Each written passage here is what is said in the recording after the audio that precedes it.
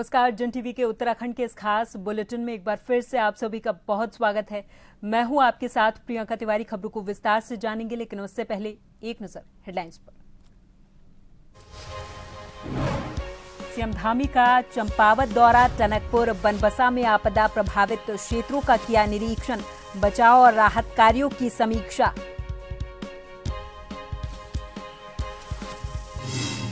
CM Dhami का खटीमा दौरा, शहीद स्मारक पहुंचकर राज्य आंदोलनकारियों को दी श्रद्धांजलि, बोले खटीमा की भूमि उत्तराखंड की जननी।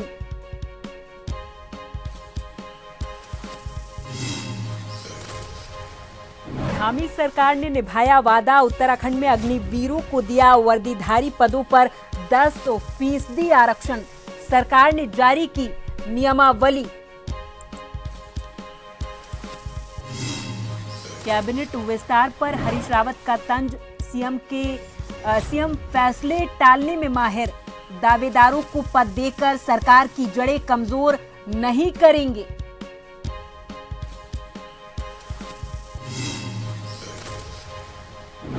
और उत्तराखंड में मौसम विभाग ने जारी किया अलर्ट, चमोली में कल बंद रहेंगे सभी स्कूल और आंगनवाड़ी केंद्र, भारी वर्षा की जताई आशंका।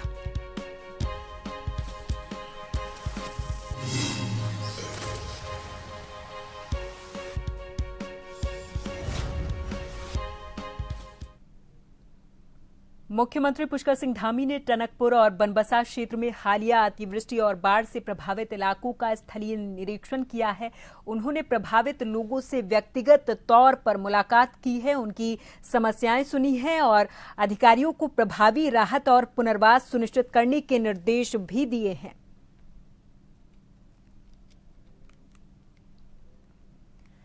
देहरादून में मुख्यमंत्री पुष्कर सिंह धामी ने अग्निवीरों से किया हुआ अपना वादा निभाते हुए वर्दीधारी पदों पर 10% क्षैतिज आरक्षण की नियमावली को जारी कर दिया। ये नियमावली उत्तराखंड राज्याधीन सेवाओं में समूह ग के सीधी भर्ती पदों पर लागू होगी। इसमें पुलिस, पीएसी, अग्निशमन, वन विभाग और बंदी रक्षक जैसे पद शामिल हैं। धामी ने कहा कि देश सेवा करके लौटे अग्निवीरों को सम्मान और रोजगार देना सरकार की जिम्मेदारी, अग्रिम भविष्य के लिए ये निर्णय अहम माना जा रहा है।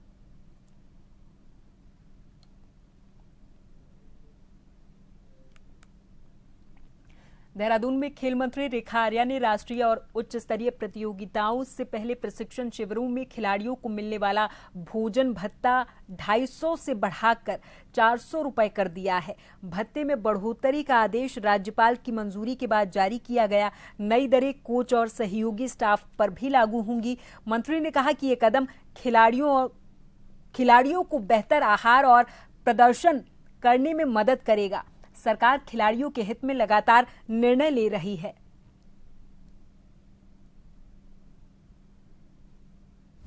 देखिए, बेहद खुशी है कि राष्ट्रीय खेलों के उपरांत से लगातार माननीय मुख्यमंत्री जी के द्वारा खेल विभाग और खिलाड़ियों को बहुत आशीर्वाद प्राप्त हुआ है। उसी बढ़ते क्रम में जहां हम लोग यूनिवर्सिटी को बनाने और स्थापित करने के लिए अग्रसर हुए हैं, उसी क्रम में बढ़ते हुए हमारे खिलाड़ियों के लिए जो उनका भोजन भत्ता है, वह भी आज वो धनराशि बढ़ोतरी होने का शासनादेश निर्गत हो गया है।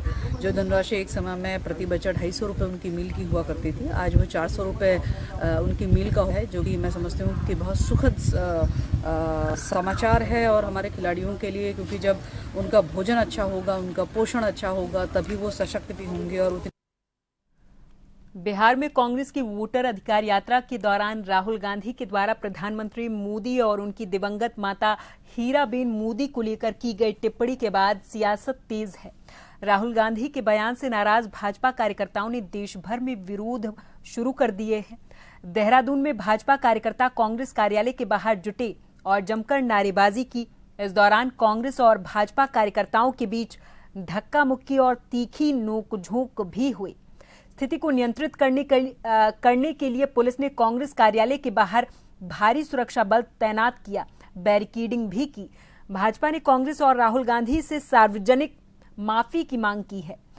वहीं कांग्रेस का इस पर कहना है कि भाजपा असल मुद्दों से ध्यान भटकाने की कोशिश कर रही है।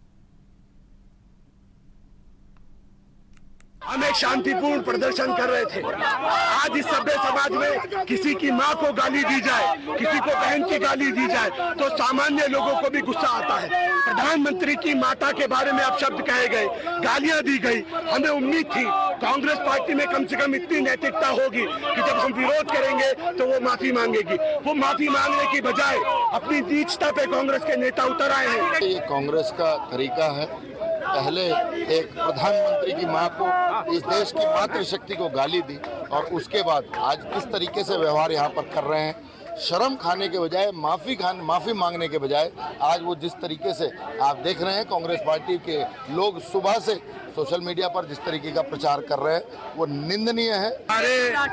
हमारे दफ्तर पे हमला किया गया। हमने सुबह 10 बजे बाकायदा डीजीपी साहब को, कल एसएसपी को हमने बताया था कि भाजपा के असामाजिक तत्व हमारे पार्टी के दफ्तर में हमला कर सकते हैं।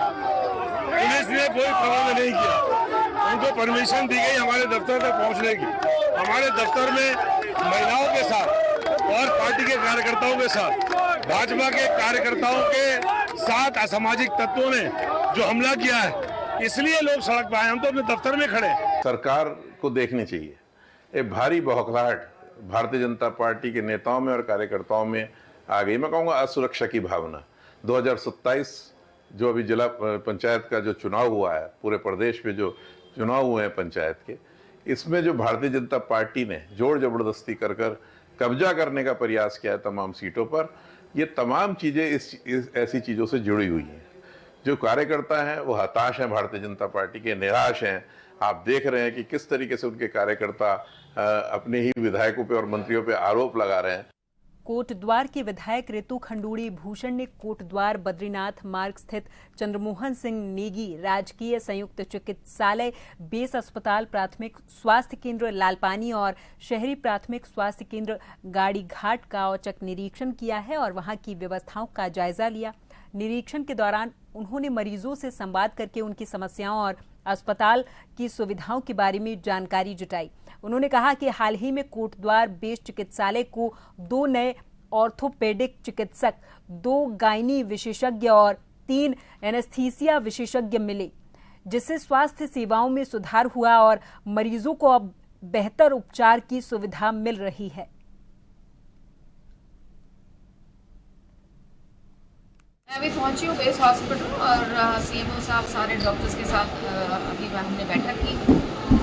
अभी जैसे यहाँ पर घूमते हुए पता चला है कि यहाँ पे हमारे पास 2 ऑर्थो अभी आए हैं, 2 सर्जन्स हैं, गायनी हमारे पास 2 हैं, एनेस्थीसिस्ट हमारे पास 3 अब आ गए हैं यहाँ पर, और आई के हमारे पास डॉक्टर हैं। तो जो व्यवस्था है वो सुचारू रूप से चल रही है, लेकिन अभी कुछ और आवश्यकता है, उन पर भी मैं सरकार से, शासन से, आदरणीय मुख्यमंत्री जी से, हेल्थ मिनिस्टर से बात करूँगी।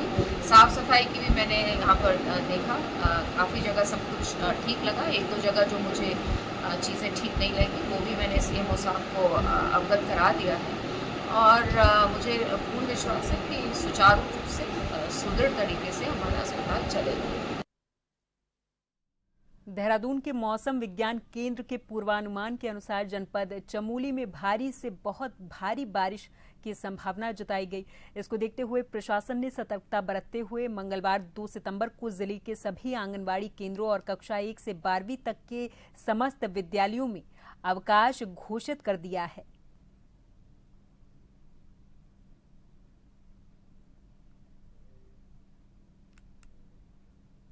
उत्तराखंड में लगातार जारी बारिश को देखते हुए सरकार ने चारधाम और हेमकुंड साहिब यात्रा को भी 5 सितंबर तक के लिए स्थगित किया। गढ़वाल के कमिश्नर विनय शंकर पांडे ने इस पर बताया कि भारी बारिश की वजह से प्रदेश में कई जगह भूस्खलन और मलबा आ जाने की वजह से रास्ते बाधित हो रहे, जिन्हें सरकार प्राथमिकता पर खोल रही है।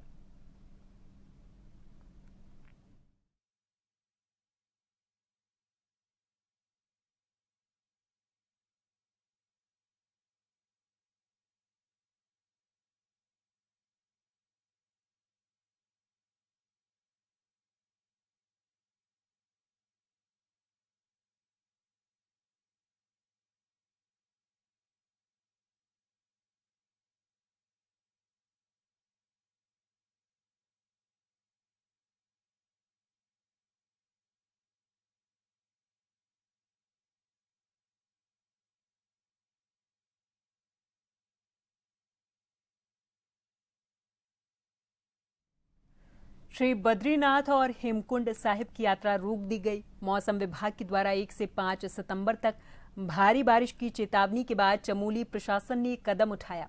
कामेडा, पागलनाला, नंदप्रयाग जैसे क्षेत्रों में भूस्खलन की आशंका बढ़ी हुई है। जिलाधिकारी संदीप तिवारी ने इस पर कहा कि ये निर्णय यात्रियों की सुरक्षा के लिए लिया गया। नागरिकों से अनावश्यक यात्रा से बचने और प्रशासन के निर्देशों का पालन करने की अपील की गई है।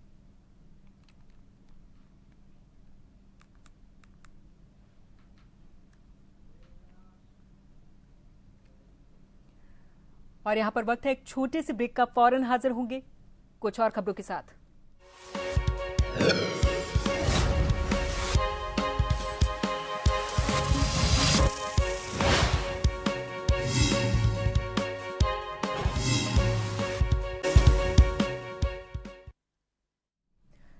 ब्रेक के बाद एक बार फिर से आप सभी का बहुत स्वागत है। अगली खबर की ओर रुख करेंगे। पूर्व सीएम हरीश रावत ने राज्य में हो रही कैबिनेट विस्तार की चर्चाओं पर तंज कसा और कहा कि मुख्यमंत्री एक कुशल राजनीतिज्ञ हैं।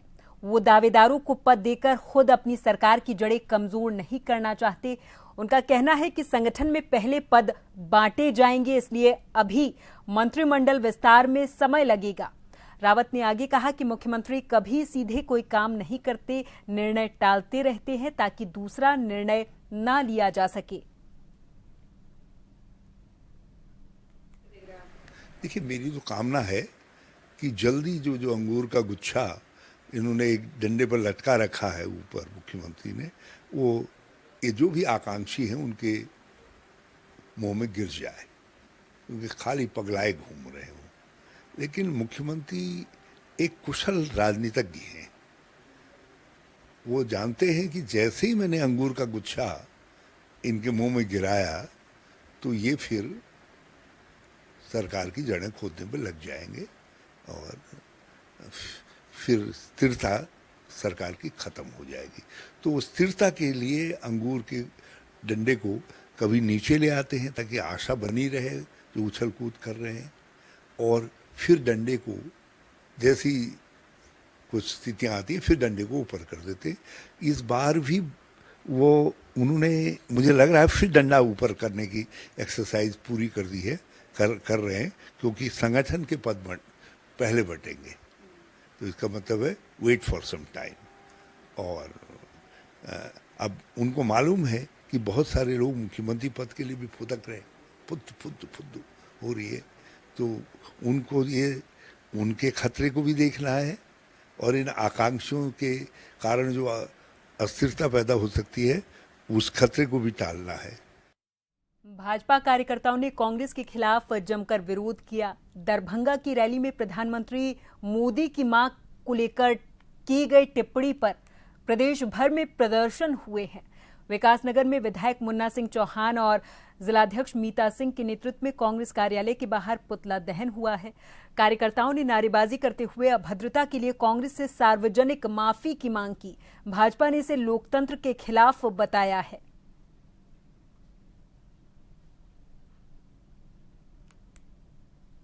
ने नरेंद्र मोदी जैसे व्यक्तित्व को तराशने का काम किया।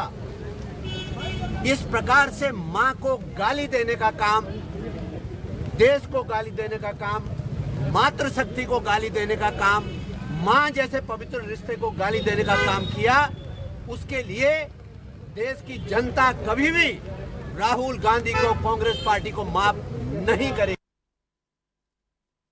गढ़वाल राइफल्स की 14वीं बटालियन का 50वां स्थापना दिवस मनाया गया। कार्यक्रम बालावाला स्थित वेडिंग पॉइंट में हुआ है। सैनिक कल्याण मंत्री गणेश जोशी इसमें मुख्य अतिथि रहे। दीप प्रज्वलन से कार्यक्रम की शुरुआत हुई। वीर शहीदों को श्रद्धांजलि दी गई और वीर नारियों और पूर्व सैनिकों को सम्मानित किया गया। इस दौरान गणेश जोशी ने कहा कि उन्हें इस बटालियन में सेवा का सौभाग्य मिला और उत्तराखंड वीरों की भूमि है। सभी ने हिमालय बचाओ शपथ भी ली है।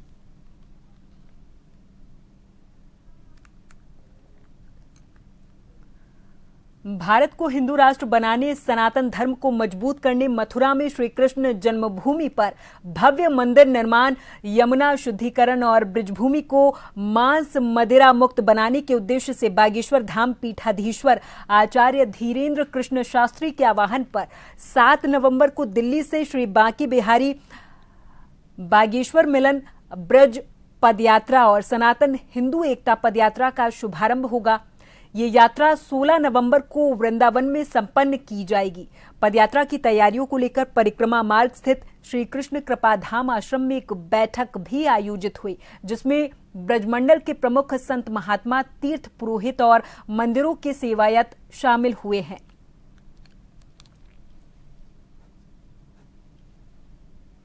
भारत को पुनः खंड खंड करने की तैयारी है। भारत में लगातार विदेशी ताकतें सक्रिय हैं। सनातनीय परंपरा पर लगातार उंगली उठाई जा रही है।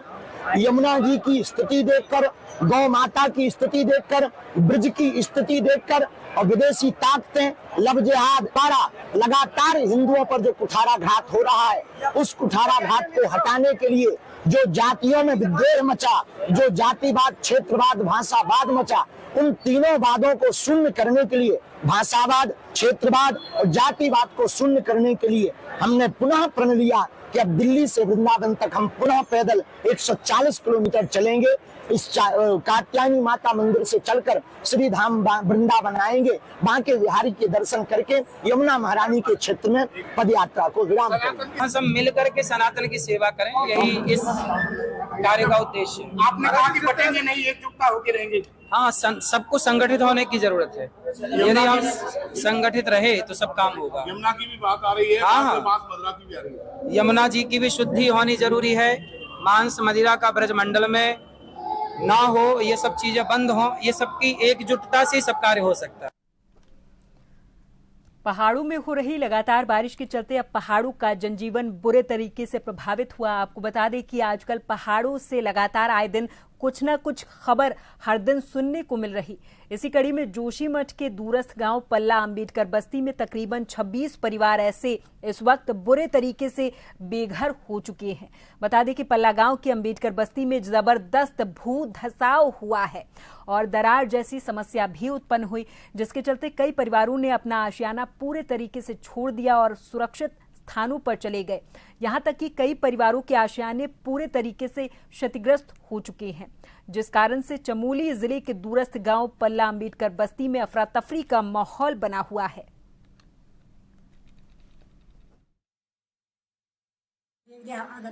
यह मकान पर 10-12 कमरे थी, पूरी सिलेट हुए गिर।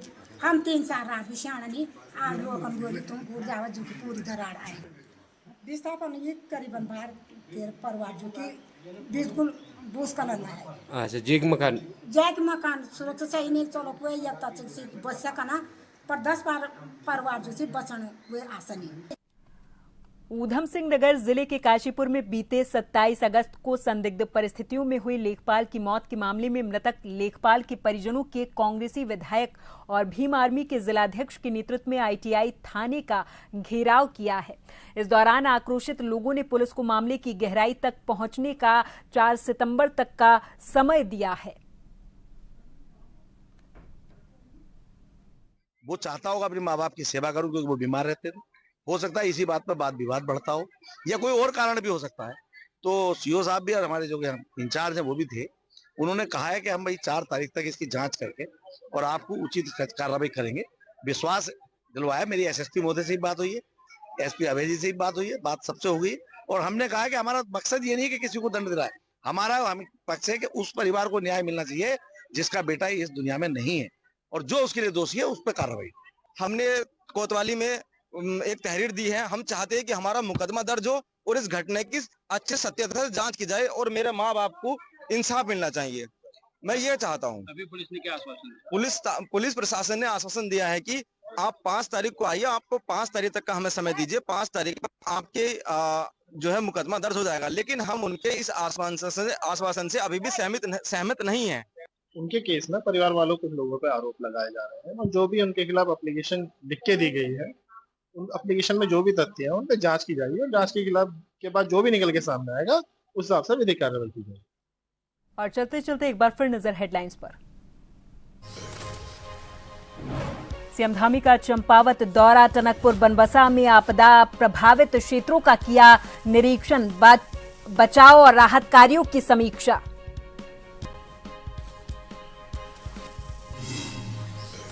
सीएम धामी का खटीमा दौरा, शहीद स्मारक पहुंचकर राज्य आंदोलनकारियों को दी श्रद्धांजलि, बोले खटीमा की भूमि उत्तराखंड की जननी।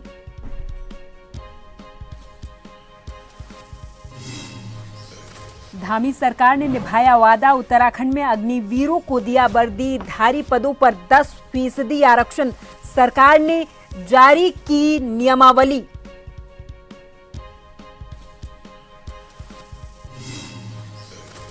कैबिनेट विस्तार पर हरीश रावत का तंज, सीएम फैसले टालने में माहिर, दावेदारों को पद देकर सरकार की जड़ें कमजोर नहीं करेंगे।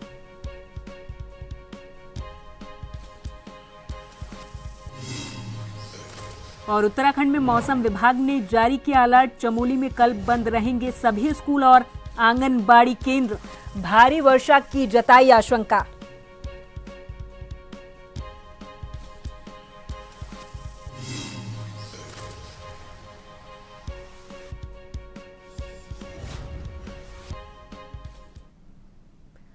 और इसी के साथ इस बुलेटिन में फिलहाल के लिए मेरे साथ बस इतना ही। आप देखते रहें जन टीवी। नमस्कार।